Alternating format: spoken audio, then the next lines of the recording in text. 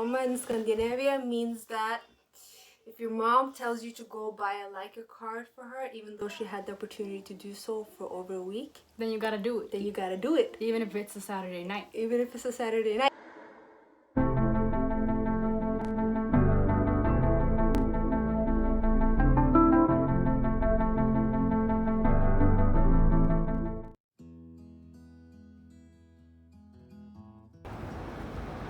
Shaky. That's the word I would use to describe it. Perhaps I don't feel as grounded here as I should be, perhaps it's just a combination of all of the different identities I have. So I feel like when you ask me how it feels to be an Oromo woman in Norway, it's like, okay, but that is just not just the one thing I identify with. I've experienced subtle racism, and I've experienced just like direct, like really obvious in your face type of racism. Subtle racism is just kind of assuming that I am a certain type of way because of my skin color, assuming that I am not able to do certain things, not able to speak the language, or that I'm a certain type of way because I'm a black woman. Direct is more like, get out of our country, or just sometimes it's kind of like they think it is in a good way, like, oh, but you're not like other foreigners. I'm like, it ain't a comment because I is like one of the other.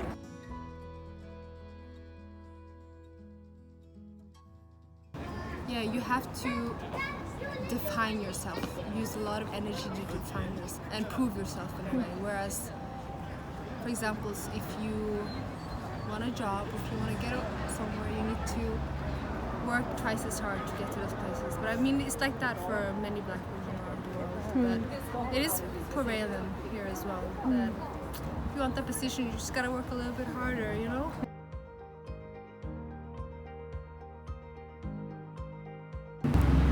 Oromo people are Oromo people. Just, yeah, because there's a whole spectrum of identity, culture, practices, just like that just gets ignored when you just use the Ethiopian umbrella because it's not visible. I would define it as a child whose childhood has been characterized by two or more cultures in a country that's not necessarily their own. Very interesting term, and it's applicable to a lot of people, but I think a lot of people in Norway can relate to that. I think it means that you have it's not just necessarily one or the other culture, it's both of them mixed together, making a whole new culture, so you know what I mean, right? Yeah. So it's not like I'm Ethiopian or I'm Norwegian, I'm both, and I'm also something entirely else different, and that's the term that we use as a third culture child.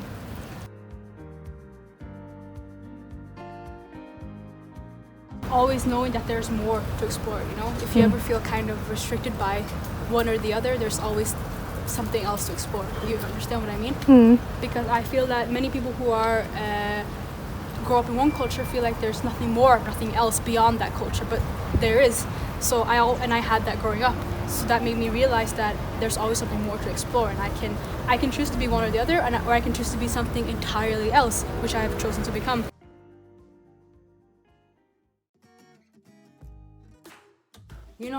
I think being young in 2020 is like it's a whole new different type of you should have like a whole different type of classification, It's, people call it Gen Z, but it's something beyond just an age group. It relates to everybody who has social media and who has access to technology and who can actually make a personality out of that technology. Do you know what I mean? Yeah, I get what you mean. So everybody's like, there's this whole new category applicable to people who live in this time and age because of technology. So we're all, a lot of us share the same characteristics. So I have more in common with a teenager from Peru than I do with an older person from Norway, Yeah. I'm always Somalian.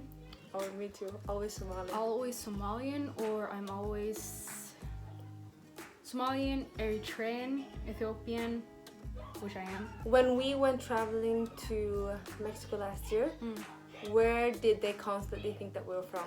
1, 2, 3. Cuba. Yeah. Yes, that too, very much. Cuba, Brazil, República Dominicana, Jamaica, of course, African American.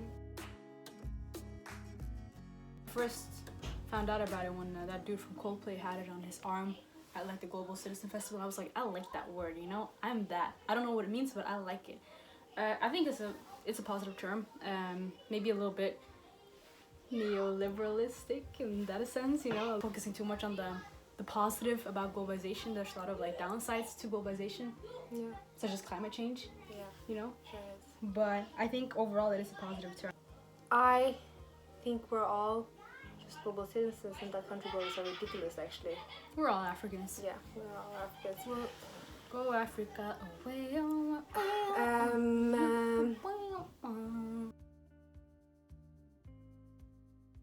Language do you think in your head? Crazy. I think in a mixture between, these days it's between Norwegian, Oromo, English, and Spanish, honestly. What language do you talk with your sisters, aka me and the other sisters? The other sisters, mostly Norwegian and Oromo. Me and you, what language do we speak together? It ranges between Norwegian, Oromo, English, and Spanish. Next up is French, I think. I think we should learn French. Or Italiano. Yes, or Italiano. I cannot sit still. They tried to colonize Ethiopia, but they couldn't. They only occupied it for 5 years. Gang never colonized. Fuck You you know to what the it real. is. And we have, our sister just had a baby, and in Oromo traditional culture, like 40 days after the baby's born, you're having a party, and we're actually at that party right now. I think it's a Muslim tradition though. Is it not?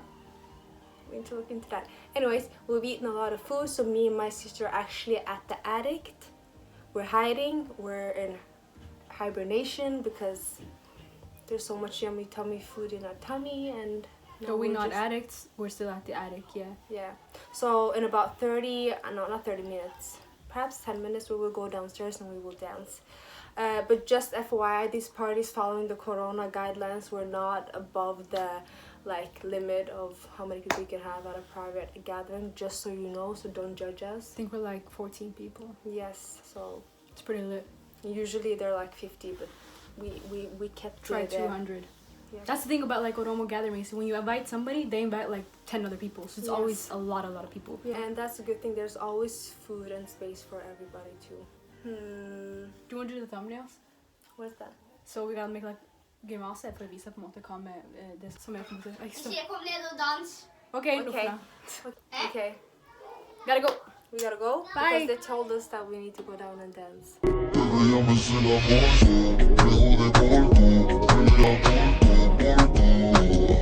me